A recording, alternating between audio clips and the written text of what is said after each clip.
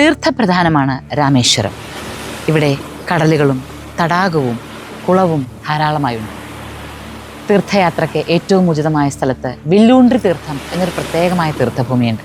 ഈ തീർത്ഥത്തെക്കുറിച്ച് നമുക്കൊന്ന് കാണുകയും പറയുകയും ചെയ്യാം.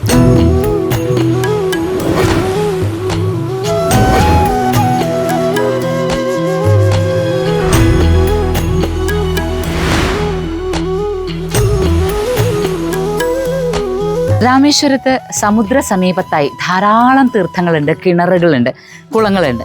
ഈ കിണറുകളിൽ അധികവും, പ്രത്യേകിച്ച് രാമേശ്വരം ക്ഷേത്രത്തിനകത്തെ 22 കിണറുകളിലെ ജലത്തിൽ അധികവും ഉപ്പില്ല തന്നെ.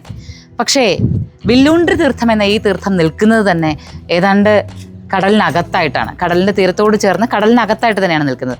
പക്ഷേ ഒരല്പം പോലും ഉപ്പില്ല എന്ന് മാത്രമല്ല, ഈ ജലത്തിന് ഒരല്പം മധുരവുമുണ്ട്.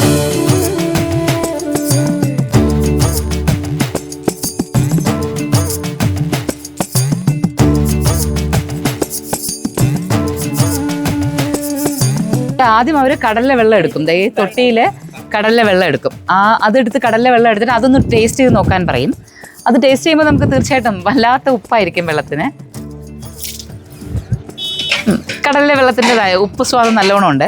അതൊന്ന് കുടിച്ചു നോക്കിയാലേ ഇവിടുത്തെ വെള്ളം എത്രത്തോളം മധുരമുള്ളതാണെന്ന് മനസ്സിലാക്കാൻ പറ്റുള്ളൂ.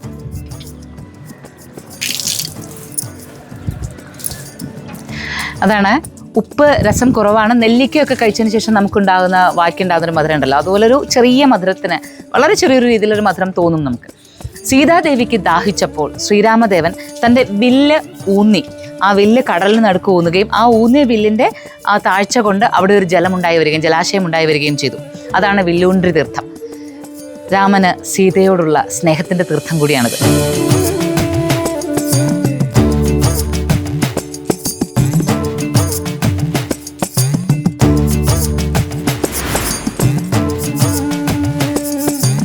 രാമൻ്റെ വില്ല് അഥവാ ധനുഷ് രാമസേതുവിനും അതുപോലെ തന്നെ സീതാ സ്വയംവരത്തിനും ഒക്കെ കാരണമായ ഇവിടെ ഇതാ രാമന് സീതയോടുള്ള സ്നേഹത്തിൻ്റെ തീർത്ഥമായി വില്ലൂൺറി തീർത്ഥം.